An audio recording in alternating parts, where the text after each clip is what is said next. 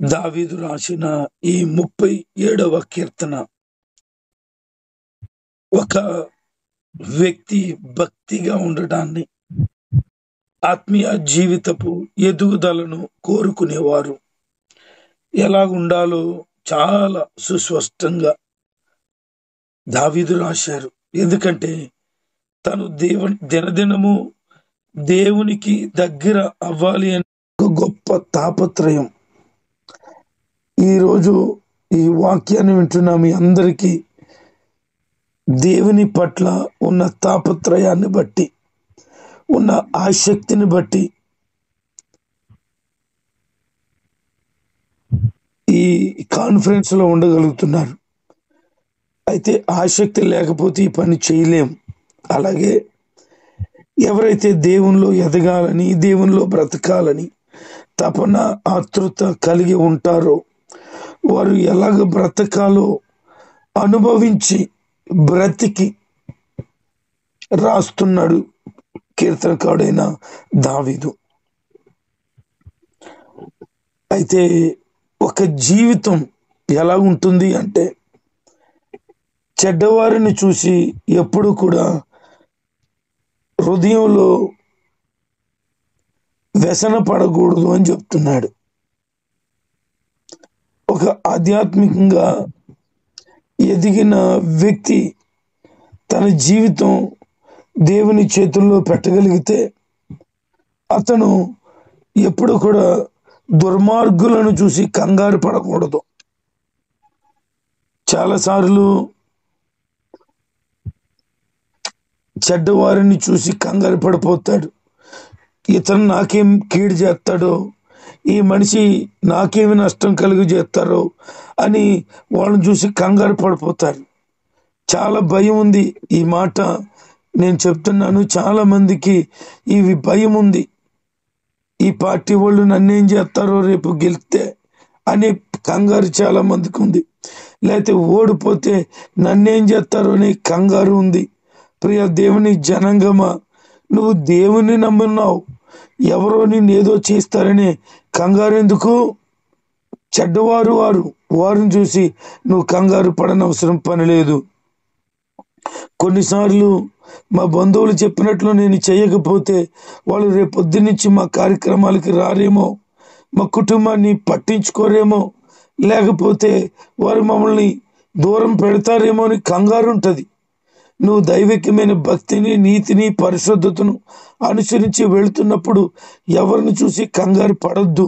ఎందుకంటే ఎవరో నీ జీవితాన్ని ఉద్ధరించట్లేదు, నీ జీవితాన్ని నువ్వే నడిపించుకుంటున్నావు గనక దైవికమైన భయంతో నువ్వు ఉంటే వాళ్ళు కాకపోతే వాళ్ళకంటే బాబులు లాంటోళ్ళని దేవుడు నీ కొరకు సిద్ధపరుస్తాడు. కనుక నిన్నేదో కీడు చేస్తారని చెడ్డోను చూసి ఎన్నడూ కంగారు పడిపోవద్దు. దుష్కార్యాలు అంటే చెడ్డ కార్యాలు చేసిన వారిని చూసి దడెక్కిపోతారు, అసూయపడతారు. అలాగ నువ్వేమీ అసూయపడనవసరం లేదు.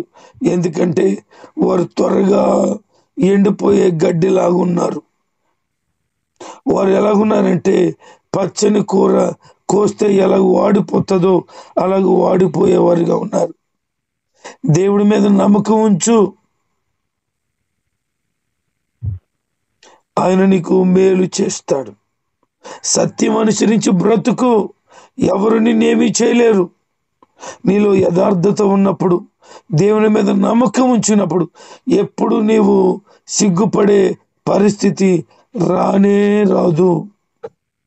చాలా మందికి దేవుని మీద నమ్మకం లేక ఉండిన కారణాన్ని బట్టి, రెండోది యథార్థంగా బ్రతకకుండా ఉండిన విధానాన్ని బట్టి భయపడుతున్నారు తప్ప ఆ వాస్తవానికి భయపడనవసరం పని లేదు.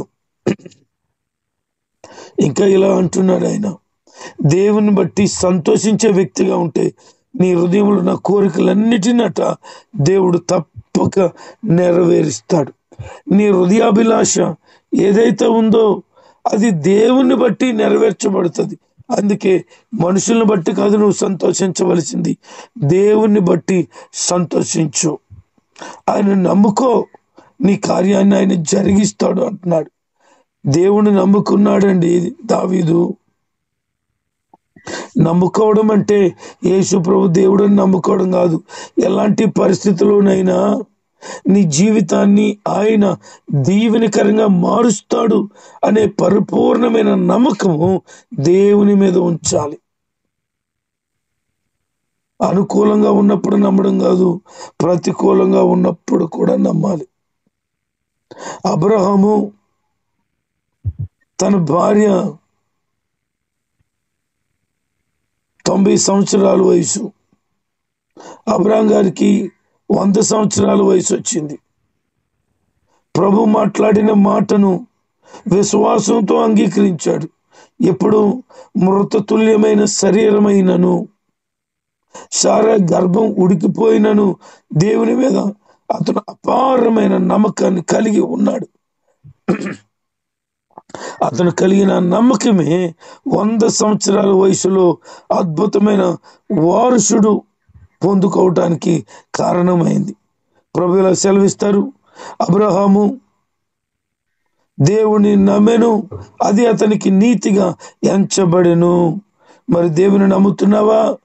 అయితే తప్పక నీ జీవితంలో దేవుడు గొప్ప కార్యాలు చేస్తాడు. లాజరు చనిపోయాడు. మరియమ్మ మార్తమ్మతో ప్రభు ఇలా సెలవిస్తున్నాడు, మీరు నమ్మిన ఎడల దేవుని మహిమను చూస్తావు. ఎప్పుడైతే ఆ మాట చెప్పారో వారిద్దరు కూడా దేవుని మీద నమ్మకాన్ని ఉంచారు. అందుకే అద్భుతమైన మహిమను వారు చూశారు. నువ్వు కూడా పరిస్థితులు విషమించిపోతున్నాయేమో, అన్ని కూడా వ్యతిరేకంగా ఉన్నాయేమో, అయినా సరే నువ్వేమి టెన్షన్ పడద్దు. దేవుని మీద నమ్మకం ఉంచు. అద్భుతమైన క్షేమాన్ని నువ్వు చూస్తావు. కొంతమంది ఈ లోకపరంగా బాగా డెవలప్ అయిపోతుంటే కంగారు పడిపోతుంటారు. వాళ్ళు చూడు, వీళ్ళు చూడు ఎలా డెవలప్ అయిపోతున్నారు అని. చెడ్డ ఆలోచనలు చేసేవాళ్ళు బాగా డెవలప్ అవుతారు ఈ భూమి మీద. అలాంటి పరిస్థితులు ఎక్కువ ఉంటారు. అలాంటి వాళ్ళు చూసి కంగారు పడిపోతారు. కంగారు పడొద్దు.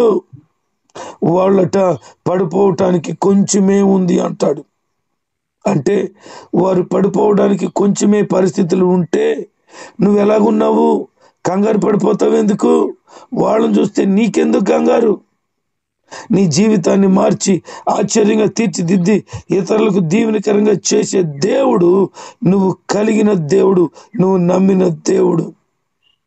అందుకే అనవసరంగా తిక్కమానేయి, కోపగించుకోవడం మానేయి, ఇతరుల మీద పీకుల వరకు ఉంచేటువంటి క్రోధాన్ని, ఆగ్రహాన్ని విడిచిపెట్టంటున్నాడు ఆయన. ఒకవేళ నువ్వు కంగారు పడతావా, నీకే కీడు కలుగుతుంది. దేవుని మీద నమ్మకం ఉంచగలిగితే దేశాన్నే స్వతంత్రించుకోగలిగిన గొప్ప భాగ్యాన్ని ప్రభు నీకు ఇచ్చేస్తాడు. అందుకే భక్తిహీనులు బట్టట దేవుడు నవ్వుతాడట. ఎందుకు నవ్వుతాడు? ఇతరులను బాధ పెడుతున్నారు, ఇతరులకు అన్యాయం చేస్తున్నారు, ఇతరులను నాశనం చేసేస్తున్నారు. వాళ్ళు పాడైపోవాలని విపరీతమైన ఆలోచనలు, ప్రయత్నాలు చేస్తున్నారు. అలాంటి వాళ్ళు చూసి దేవుడు నవ్వుతాడట. ఓహో, చేయండి చేయండి చేయండి, మీ సంగతి తెలుస్తా అని. వాళ్ళు ఏదో సంపాదించేస్తున్నారని, వాళ్ళు ఏదో ఉన్నతంగా బ్రతుకుతున్నారని, మేడలు కార్లు కట్టేస్తున్నారు, కొనేసుకుంటున్నారని నువ్వేదో కంగారు పడతావు. కంగారు పడొద్దు. ఎందుకో తెలుసా? దేవుడు నవ్వుతున్నాడు. వాళ్ళని చూసి నవ్వుతున్నాడు. తెగ ఆరాటపడిపోతున్నా భూమి బతికేద్దామని అని టప్పని తీసేస్తాడు. అంతే, అయిపోయింది వాళ్ళ చరిత్ర. ఓ మాట చెప్తున్నాను, గమనించండి. ఈరోజు పార్టీ గొడవల్లో పడి దేవుని బిడ్డలు సంఘాల్లో గొడవలే. 2 పార్టీలు అయిపోతున్నారు. నీకు పార్టీతో సంబంధం ఏంటి?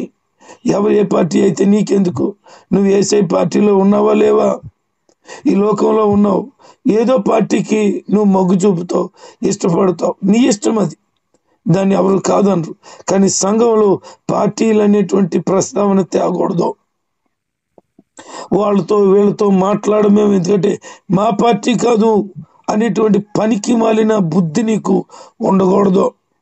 మా పార్టీ గెలిచేస్తే మిమ్మల్ని తోలు తీసేస్తాం, మీ సంగతి తేల్చేస్తామని బుద్ధిహీనపు మాటలు మాట్లాడొద్దు. ఎందుకంటే మా పార్టీ అంటున్నావు, నువ్వు ఏసై పార్టీలో లేవన్నమాట. నీ ఓటు ఈ భూమి మీద ఎవరికన్నా వేసుకో, నీ బ్రతుకు మాత్రం ఏసే పార్టీకే అంకితం చేసుకో. అలా గనక చేస్తే ఎప్పుడు కూడా నువ్వు ఇతరుల పట్ల వేరే మాటలు మాట్లాడు. ఒకవేళ నేను బాగానే ఉన్నానండి, వాళ్ళు బాగోలేదంటావేమో. వాళ్ళ సంగతి దేవుడు చూసుకుంటాడు, నీ సంగతి నువ్వు చూసుకో. వాళ్ళ గురించి నువ్వెందుకు కంగారు పడిపోతావు? వాళ్ళు గెలిస్తేనంటున్నారండి, ఇలాగండి అలాగండి, ఎందుకు నీకు ఆ మాటలు? వాళ్ళ గురించి నువ్వు పట్టించుకోవాల్సిన పని లేదు. దేవుడు నవ్వుతున్నాడు. భూమి మీద ఉండే 5 సంవత్సరాల పదవి కోసం, ఎవరో పడిచే ఎంగిలి మెతుకుల కోసం, చిల్లర డబ్బుల కోసం కంగారు పడిపోతున్నావు. దేవుడు నమ్ముకునుండు, దేవుడు నిన్ను నిలబెడతాడు.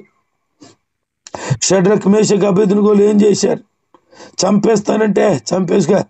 దానియేలు సింహాల బోన్లో పడిచేస్తానంటే పడిచేసుకో అన్నాడు. దేవుని కొరకు నిలబడ్డాడు గనక దేశంలో ఉన్నతమైన వారిగా వారు నిలబెట్టబడ్డారు దేవుని వలన. నా దేవుడు నీ దేవుడే కాదా? దానియేలు దేవుడు నీ దేవుడు కాదా? షడ్రక్ మేషక్ అబేద్నెగోలు దేవుళ్ళను నువ్వు నమ్ముకోలేదా? మరి ఎందుకు నీకు అవిశ్వాసం? ఎవరిని చూసి కంగారు పడుతున్నావు? వారి భక్తిహీనులు. వారిని చూసి నువ్వు కంగారు పడిపోయి దడబెట్టుకోవాల్సిన పని లేదు. పులిని చూసేట నక్క వాతలు పెట్టుకుంటుందట. ఎవరికి ఒళ్ళు కాలిపోద్ది తెలుసా? నక్కకేనండి. పులికి సహజంగా దేవుడిచ్చిన చారలు అవి. ఇదేమో సొంత చారలు పెట్టుకోవాలంటే నష్టపోతుంది. కనుక నువ్వు ఎవరినో చూసి, నాయకులను చూసి విర్రవేగొద్దు. వాళ్ళు చచ్చిపోతే, వాళ్ళు లేకుండా పోతే, వాళ్ళు ఓడిపోతే ఏమవుతుంది? అర్థమవుతుందా నీకు ఈ మాటలు? నువ్వు దేవుని బిడ్డగా బ్రతుకంతే. దేవుడు నీతిమంతులను సంరక్షించేవాడు. ఎన్ని పరిస్థితులు ఎలాగున్నా, ఎవరిని ఎన్ని మాటలు అంటున్నా, నీకు వ్యతిరేకంగా వాళ్ళు నిలబడతాను, నీ సంగతి తేల్చేస్తాను అన్నా, నువ్వు ఒకటే నిర్ణయించుకో. నువ్వు నీతిమంతంగా ఉంటే తప్పకుండా దేవుడు నిన్ను సంరక్షిస్తాడు.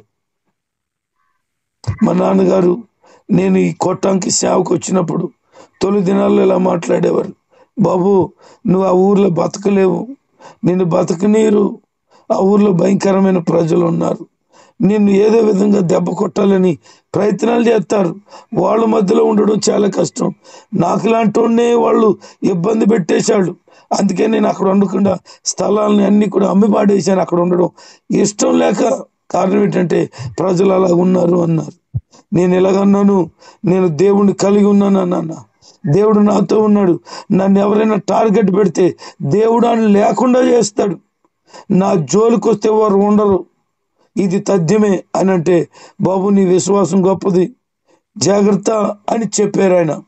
నిజంగానే పరిస్థితులు కొన్నిసార్లు నేను గమనించినప్పుడు టార్గెట్లు పెట్టారు, వ్యతిరేకమైన పరిస్థితులు కలిగి చేశాడు. చాలా చాలా దుర్మార్గపు కుట్రలు పన్ని లేకుండా చేయాలని ప్రయత్నాలు చేశారు. ఎవరైతే లేకుండా ఉండాలని ప్రయత్నాలు చేశారో దేవుడు వారిని అణగద్రొక్కడం మొదలు పెట్టాడు. వారు నోర్లు ముయ్యించాడు, వారు కళ్ళు బయలుగా మెలా చేశాడు. అందుకే దేవుడు ఈ రోజున ఈ ఊరిలో నిలబడేటువంటి శక్తిని, సామర్థ్యాన్ని, ఆయన కృపను అనుగ్రహించాడు. నమ్ముతున్నావా? ఎవరైతే నిన్ను లేకుండా చేయాలనుకుంటున్నారో వారే లేకుండా పోతారు. సేవ చేస్తుంటే నన్ను సేవ చేయకుండా అడ్డులు వేశారు వేరే వేరే ఊర్లలో. అయితే దేవుడు వారిని లేకుండానే భూమి మీద లేకుండా చేశాడు. ఇది వాస్తవము. వ్యతిరేకంగా పని చేయాలని చూశారు, వాళ్ళని ఆ స్థలాల్లో లేకుండా దేవుడు మార్చి పాడేశాడు. దేవుని నమ్ముకున్నాను నేను. నువ్వు చెప్పగలవు ఈ మాట? దేవుని నమ్ముకున్నావా? నమ్మకం అంటే చెప్పాను కదా, ప్రతికూల పరిస్థితులు కూడా దేవుని నమ్మగలగాలి. అలాగుంటే ఆపత్కాలములో నువ్వు ఎన్నడూ సిగ్గుపడవు. కరువు దినాల్లో కూడా తృప్తిగా ఉంటావు. నువ్వు చూస్తుండగానే భక్తిహీనులు నశించిపోవడం గమనిస్తావు. దేవుడు తప్పక నీ పట్ల ఉంటాడు.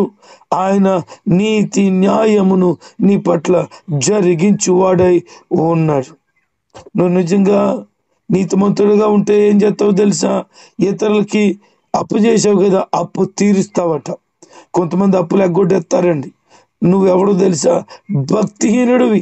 అప్పులు ఎగ్గొట్టేసే వ్యక్తివైతే ఇతరులకి ధర్మం చేస్తావు. ధర్మం చేసే వ్యక్తి ఎవరో తెలుసా? నీతిమంతుడివి. అలాంటి వారు భూమి మీద దేవుని వలన ఆశీర్వాదం పొందుతారు. కాబట్టి శపించబడే స్థితిలో ఉండక ఆశీర్వదించబడేటువంటి స్థితికి నీవు రావాలని కోరుకుంటున్నాను. దేవుడు అలాంటి వారి ప్రవర్తన చూసి ఆనందిస్తాడు. ఈరోజు నీ ప్రవర్తన బట్టి దేవుడు ఆనందించునుగాక. నీ జీవితాన్ని బట్టి దేవుడు సంతోషించునుగాక. నీ బ్రతుకును బట్టి ఆయనకు మహిమ కలుగునుగాక. ఎంత గొప్ప మాట అంటున్నాడంటే, ఈ మాట అండర్లైన్ చేసుకోండి. 25వ వచనం, నేను చిన్నవాడినై ఉన్నాను, ఇప్పుడు ముసలివాడిని అయిపోయాను.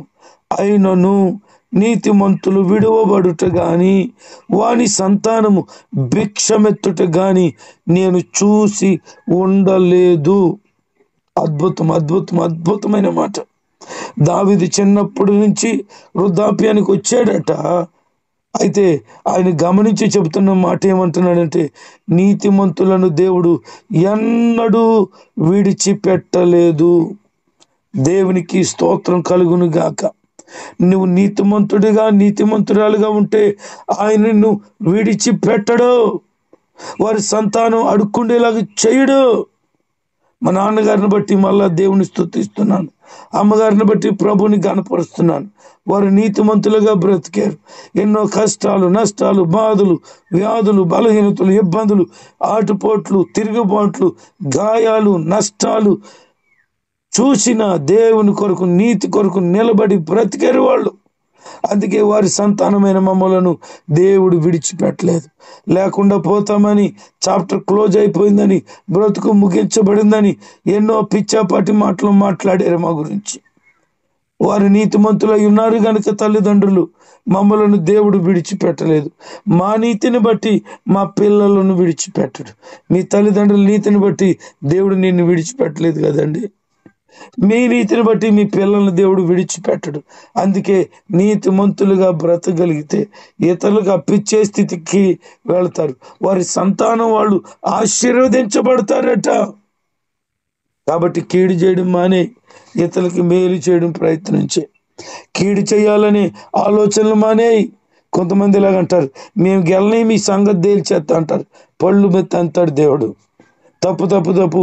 ఎప్పుడు అలా మాట్లాడుకో. ఎప్పుడు అలాంటి పనికి మళ్ళీ తొందరపాటి మాటలు మాట్లాడుకో.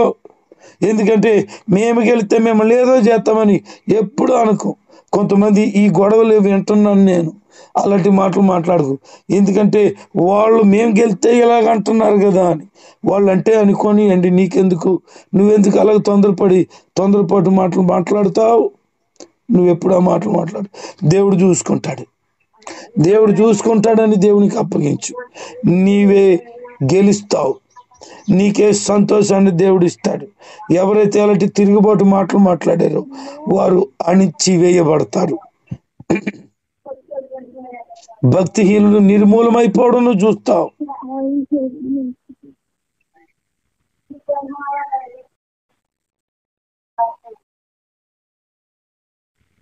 నిన్ను బాధ పెట్టేవారు లేకుండా పోవడాన్ని చూస్తావు. కానీ నీతిమంతుడిగా భక్తిహీనుడిగా ఉన్నవా, నువ్వు వర్ధిల్లుతావు, అభివృద్ధి చెందుతావు, ఇతరులకు దీవెనకరంగా ఉంటావు. దేవుడు నీకు తప్పకుండా సహాయం చేస్తాడు. నిన్ను ఎన్నడూ విడిచిపెట్టడు. ఎందుకంటే రక్షణాధారంగా ఉంటాడు. ఆయన నీకు క్షేమము కలిగించేవాడుగా ఉంటాడు. నీ బ్రతుకును ఇతరులకు దీవెనకరంగా మారుస్తాడు. అందుకే పరిపూర్ణమైన నమ్మకాన్ని ప్రభువు మీద ఉంచి ఆయనలో సాగిపో. నీతిమంతుడిగా నీతిమంతురాలుగా బ్రతుకు. ఎప్పుడు ఇతరులను చూసి కంగారు పడిపోవద్దు. ఎప్పుడు కంగారు పడిపోవద్దు. పరిస్థితులన్నీ విషమించిపోయినా నువ్వేమి కంగారు పడద్దు. ప్రశాంతంగా ఉండు. దేవుడు నీ పక్షమున ఉన్నాడు. నీకు తప్పక సహాయం చేస్తాడు. నీ జీవితాన్ని విజయ పతాకం ఎగరవేసేలాగా నడిపిస్తాడు. అటు కృప ధన్యత నీ బ్రతుకులో దేవుడు పరిపూర్ణంగా అనుగ్రహించునుగాక. ఆమేన్.